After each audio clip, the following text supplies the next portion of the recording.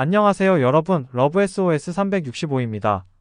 오늘 제가 여러분께 말씀드릴 이야기는 정말 중요한데요. 혹시 지금 썸 타고 있거나 연애 중인 분들이라면 꼭 끝까지 들어보셨으면 좋겠어요.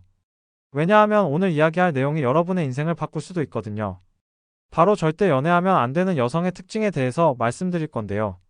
첫 번째는 자신을 공주님인 줄 아는 여성, 두 번째는 생활 습관이 엉망인 여성, 세 번째는 감정 표현이 메마른 여성입니다. 이 세 가지 특징을 가진 여성과 연애하면 나중에 정말 후회할 일이 생길 수 있어요. 사실 저도 과거에 이런 경험이 있었거든요. 정말 예쁘고 매력적인 여성을 만났는데 처음에는 몰랐던 이런 특징들 때문에 나중에 정말 힘들었던 기억이 있어요. 그래서 오늘은 제 경험과 함께 많은 남성분들이 겪었던 사례들을 바탕으로 이야기해 드릴게요. 여러분도 혹시 지금 만나고 있는 분이 있다면 오늘 제가 말씀드리는 내용들을 한번 체크해 보시기 바라요. 정말 중요한 이야기니까 끝까지 집중해서 들어주세요. 자, 그럼 첫 번째 특징부터 말씀드릴게요. 바로 자신을 공주님인 줄 아는 여성인데요. 이런 분들의 특징은 정말 명확해요. 여자라는 이유 하나만으로 남자가 모든 걸 다 해줘야 한다고 생각하는 거예요. 제가 예전에 만났던 한 여성분이 있었는데 정말 이런 케이스였어요. 처음에는 정말 예쁘고 매력적이었거든요. 그런데 데이트를 몇 번 하다 보니까 이상한 점들이 보이기 시작했어요. 데이트 비용은 당연히 제가 내야 하는 거고, 심지어 카페에서 음료 하나 시킬 때도 오빠가 사줘야지라는 식으로 말하더라고요. 처음에는 그냥 애교인 줄 알았어요. 그런데 시간이 지날수록 이게 애교가 아니라 진짜 그렇게 생각하고 있다는 걸 알게 됐죠. 심지어 제가 회사에서 야근을 하느라 힘들어하고 있을 때도 그럼 나한테 더 잘해줘야지라는 식으로 말하더라고요. 이런 여성분들의 공통점이 뭐냐면 자기 객관화가 전혀 안 된다는 거예요. 본인이 어떤 가치를 제공하고 있는지에 대한 생각은 전혀 없고 그냥 여자라는 이유만으로 남자가 모든 걸 해줘야 한다고 생각해요. 특히 요즘 이런 분들 중에 많은 케이스가 뭐냐면 20대 초반에 정말 인기가 많았던 분들이에요. 그때 남자들한테 엄청 인기가 많았던 기억을 못 잊는 거죠. 그런데 시간이 지나면서 예전만큼 관심을 받지 못하게 되는데도 여전히 본인이 그때 그 공주님이라고 생각하고 있어요. 웃긴 건 이런 분들이 보통 외모가 그렇게 뛰어나지도 않다는 점이에요. 보통 중간 정도 되는 분들이 이런 경우가 많더라고요. 정말 예쁜 분들은 오히려 겸손한 경우가 많아요. 왜냐하면 정말 예쁜 분들은 어릴 때부터 관심을 받아왔기 때문에 그게 당연한 게 아니라는 걸 알고 있거든요.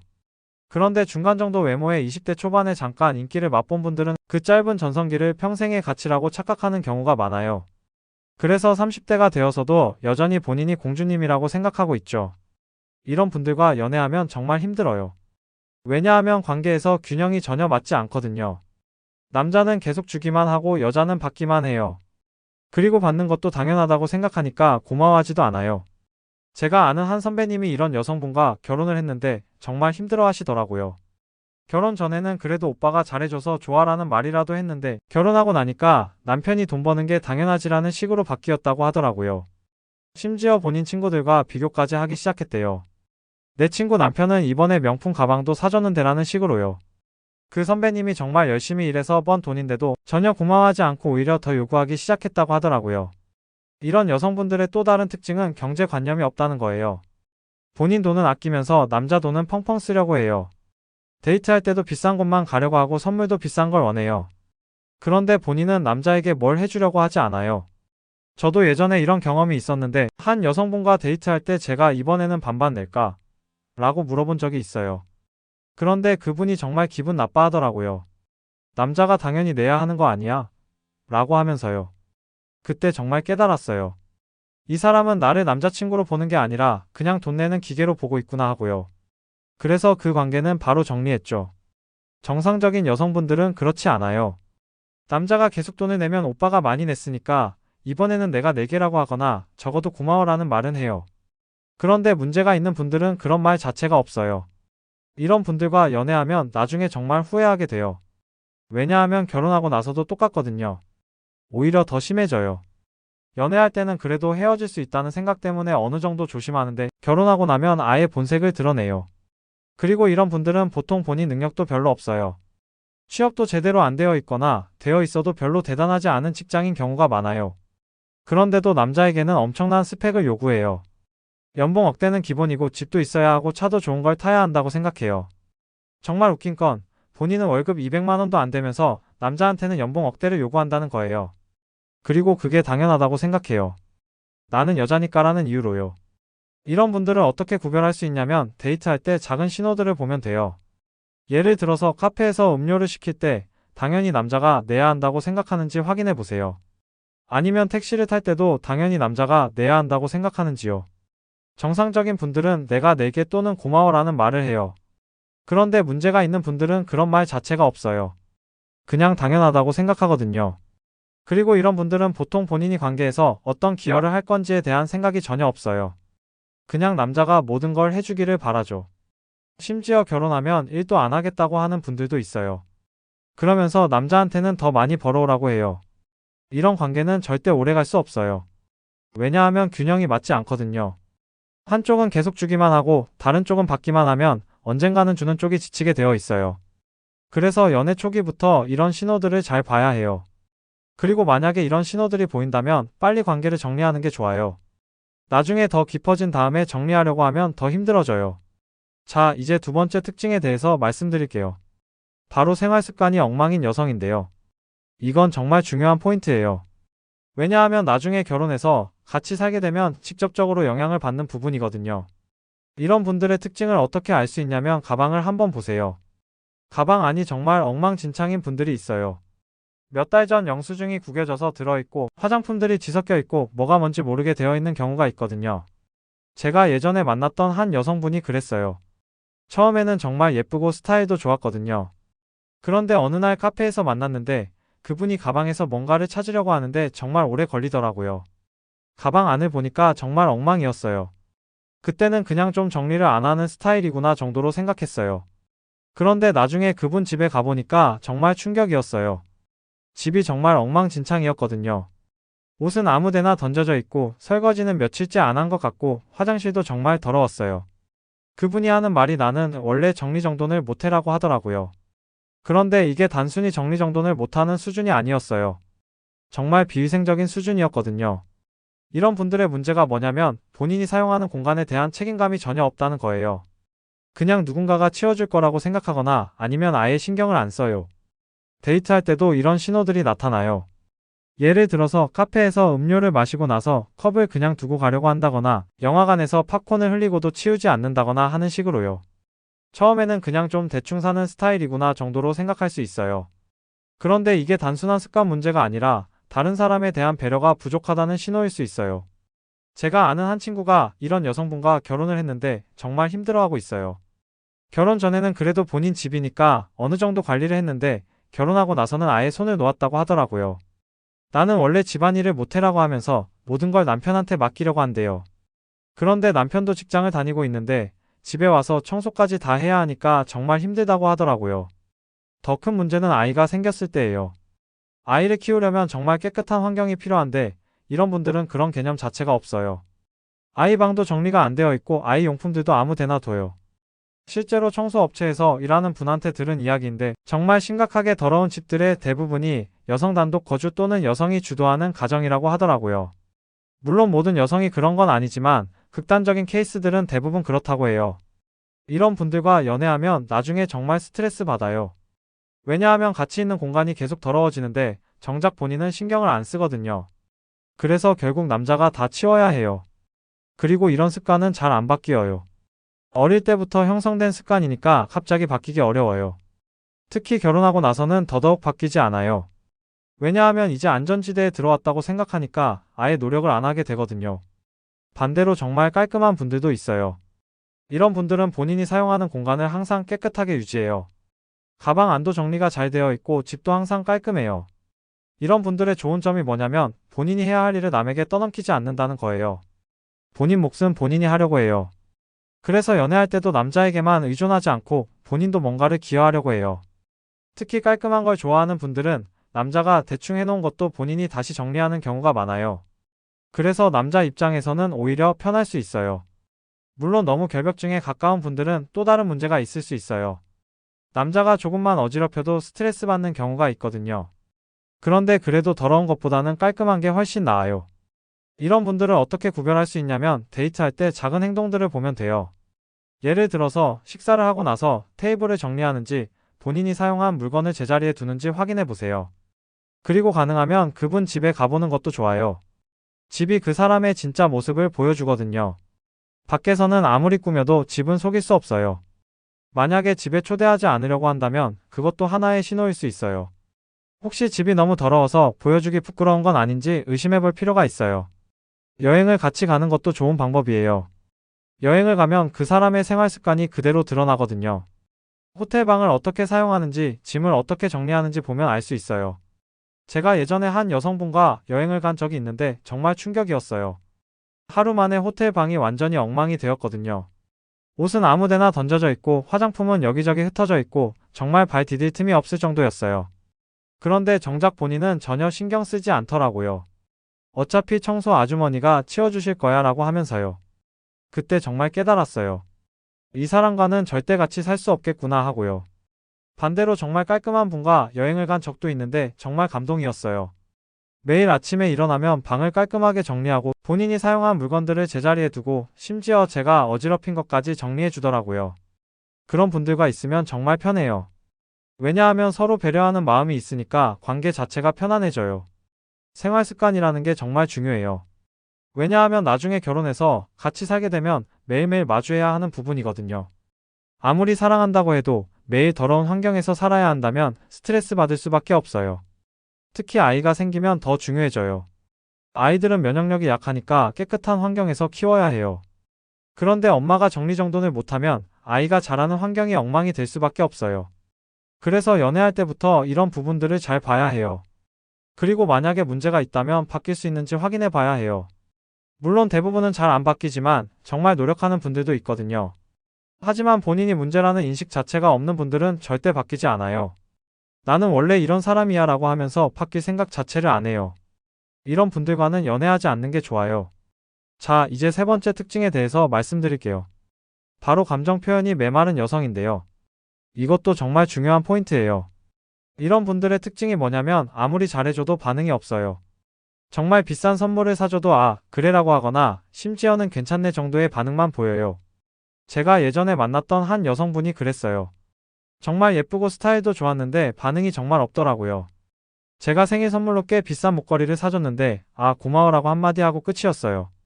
처음에는 아, 이 사람이 좀 무뚝뚝한 성격이구나 정도로 생각했어요. 그런데 시간이 지날수록 이게 성격 문제가 아니라는 걸 알게 됐어요. 다른 사람들과 있을 때는 반응이 좋더라고요. 친구들과 있을 때는 웃기도 하고 즐거워하기도 하는데 저와 있을 때만 반응이 없었어요. 그때 깨달았어요. 이 사람이 나를 별로 좋아하지 않는구나 하고요. 그런데 이런 분들 중에는 정말 감정 표현 자체를 못하는 분들도 있어요. 좋아하는 마음은 있는데 그걸 표현하는 방법을 모르는 거죠. 하지만 대부분의 경우는 그냥 감사할 줄 모르는 거예요. 받는 것에 너무 익숙해져서 뭘 받아도 당연하다고 생각하는 거죠. 이런 분들과 연애하면 정말 허무해져요. 왜냐하면 내가 아무리 노력해도 상대방이 기뻐하지 않으니까 보람이 없거든요. 남자들은 본능적으로 인정받고 싶어 해요. 내가 한 일에 대해서 상대방이 고마워하고 기뻐해주면 더 잘해주고 싶어져요. 그런데 아무 반응이 없으면 동기부여가 사라져요. 제가 아는 한 형님이 이런 여성분과 결혼을 했는데 정말 힘들어 하시더라고요. 아무리 잘해줘도 당연한 거 아니야? 라는 반응만 나온다고 하더라고요. 심지어 야근을 하고 집에 늦게 들어가서 치킨을 사들고 가도 왜 이제 와? 라고 하면서 짜증을 낸다고 해요. 수고했어 또는 고마워라는 말은 한 번도 들어본 적이 없다고 하더라고요. 그 형님이 하시는 말씀이 정말 허무하다고 하시더라고요. 내가 가족을 위해서 열심히 일하고 있는데 아무도 그걸 알아주지 않으니까 의미가 없다고 느껴진다고 하시더라고요.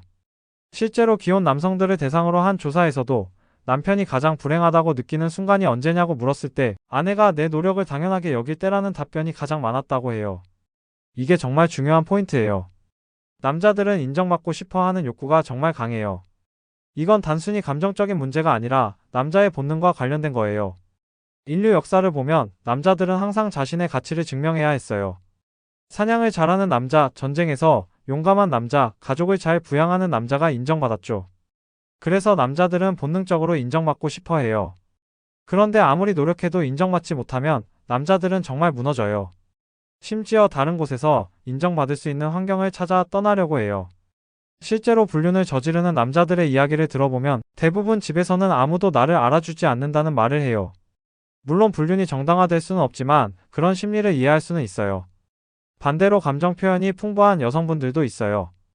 작은 것에도 고마워라고 하고 잘했어라고 격려해주고 뭔가를 받으면 정말 기뻐해요. 이런 분들과 있으면 정말 기분이 좋아져요. 왜냐하면 내가 한 일에 대해서 상대방이 기뻐해주니까 더 잘해주고 싶어져요. 특히 20대 여성분들이 인기가 많은 이유 중 하나도 여기에 있어요. 물론 젊음과 외모도 중요하지만 감정 표현이 풍부하다는 점도 큰 매력이에요. 20대는 아직 세상의 모든 게 새롭고 신기하니까 작은 것에도 쉽게 감동해요. 그래서 남자가 뭔가를 해주면 정말 기뻐해요. 그런 반응을 보면 남자들은 더 잘해주고 싶어져요. 나이가 들수록 이런 반응이 줄어드는 경우가 많아요. 받는 것에 익숙해지고 감동의 임계점이 높아지죠. 그래서 예전에는 기뻐했던 것들에도 별로 반응하지 않게 돼요. 하지만 나이와 상관없이 감사할 줄 아는 분들도 있어요. 이런 분들은 정말 매력적이에요. 왜냐하면 상대방을 행복하게 만들어주는 능력이 있거든요.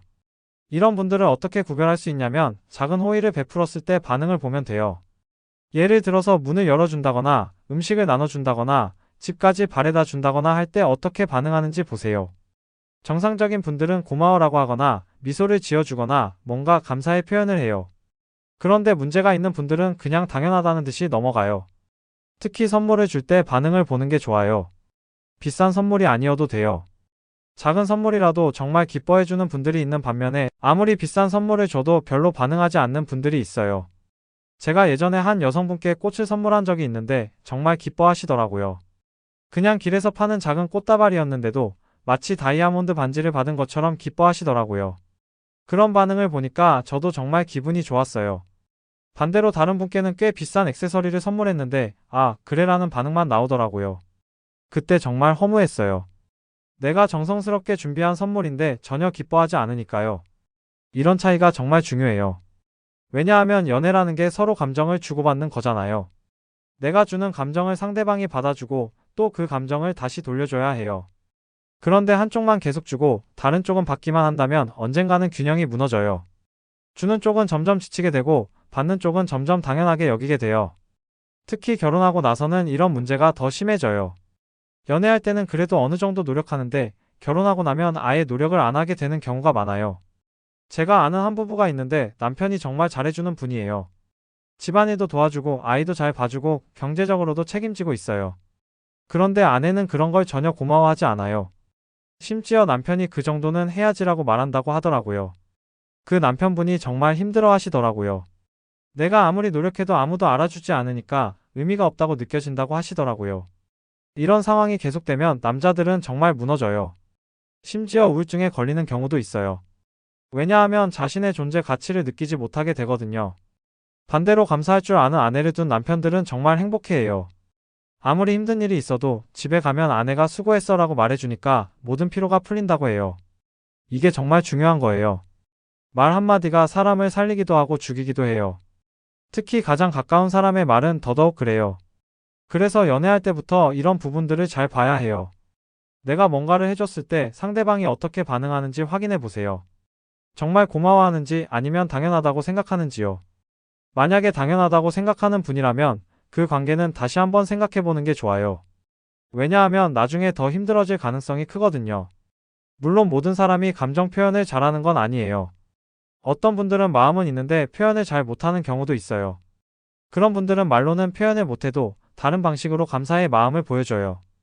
예를 들어서 내가 좋아하는 음식을 해준다거나 내가 힘들어할 때 옆에서 위로해준다거나 작은 선물을 준비해준다거나 하는 식으로요. 하지만 아예 아무런 반응이 없는 분들은 정말 문제가 있는 거예요. 그런 분들과는 연애하지 않는 게 좋아요. 자, 지금까지 절대 연애하면 안 되는 여성의 특징 3가지에 대해서 말씀드렸는데요. 첫 번째는 자신을 공주님인 줄 아는 여성, 두 번째는 생활 습관이 엉망인 여성, 세 번째는 감정 표현이 메마른 여성이었어요. 이 3가지 특징을 가진 여성과 연애하면 나중에 정말 후회할 일이 생길 수 있어요. 왜냐하면 이런 특징들은 쉽게 바뀌지 않거든요. 특히 결혼하고 나서는 더더욱 바뀌지 않아요. 오히려 더 심해지는 경우가 많아요. 연애할 때는 그래도 어느 정도 조심하는데 결혼하고 나면 아예 본색을 드러내거든요. 그래서 연애 초기부터 이런 신호들을 잘 봐야 해요. 그리고 만약에 이런 신호들이 보인다면 빨리 관계를 정리하는 게 좋아요. 물론 사람을 너무 계산적으로 판단하는 게 아니냐는 의견도 있을 수 있어요. 하지만 연애와 결혼은 인생에서 정말 중요한 선택이에요. 잘못 선택하면 평생 후회할 수 있거든요. 그래서 감정에만 의존하지 말고 이성적으로도 판단해야 해요. 상대방이 정말 나와 함께 행복한 관계를 만들어갈 수 있는 사람인지 확인해 봐야 해요. 가장 중요한 건 서로를 존중하는 마음이에요. 내가 상대방을 존중하는 것처럼 상대방도 나를 존중해야 해요. 그리고 서로의 노력과 희생을 인정하고 감사해야 해요. 만약에 지금 만나고 있는 분이 있다면 오늘 제가 말씀드린 내용들을 한번 체크해 보세요. 혹시 문제가 있다면 바뀔 수 있는지 확인해 보시고 만약에 바뀔 가능성이 없다면 과감하게 결정을 내리시기 바라요. 나중에 더 깊어진 다음에 후회하는 것보다는 지금 결정을 내리는 게 서로에게 좋아요. 시간이 지날수록 더 힘들어지거든요. 그리고 혹시 지금 혼자인 분들이라면 이런 특징들을 가진 분들을 피해서 만나시기 바라요. 아무리 예쁘고 매력적이어도 이런 문제가 있다면 나중에 정말 힘들어져요. 대신에 서로를 존중하고 감사할 줄 알고 책임감 있는 분을 만나시기 바라요. 그런 분과 함께라면 정말 행복한 연애와 결혼 생활을 할 수 있을 거예요. 연애는 혼자 하는 게 아니에요. 두 사람이 함께 만들어가는 거예요. 그래서 상대방도 나만큼 노력하고 기여할 의지가 있는지 확인하는 게 정말 중요해요. 내가 일방적으로 주기만 하는 관계는 건강한 관계가 아니에요. 서로 주고받는 관계가 되어야 해요. 그래야 오래 갈 수 있고 서로 행복할 수 있어요. 마지막으로 한 가지 더 말씀드리고 싶은 건 이런 기준들을 너무 엄격하게 적용하지는 마세요. 완벽한 사람은 없거든요. 누구나 장단점이 있어요. 중요한 건 치명적인 문제가 있는지 확인하는 거예요. 작은 단점들은 서로 이해하고 맞춰갈 수 있지만 근본적인 가치관이나 태도의 문제는 바뀌기 어려워요. 그래서 오늘 제가 말씀드린 세 가지 특징들은 정말 조심해야 할 부분들이에요. 이런 특징들이 있다면 정말 신중하게 생각해 보시기 바라요. 여러분 모두 좋은 사람을 만나서 행복한 연애하시기 바라고 오늘 영상이 도움이 되었다면 좋아요와 구독 부탁드려요. 그리고 댓글로 여러분의 경험이나 의견도 남겨주세요. 다음에도 더 유익한 내용으로 찾아뵙겠습니다. 감사합니다.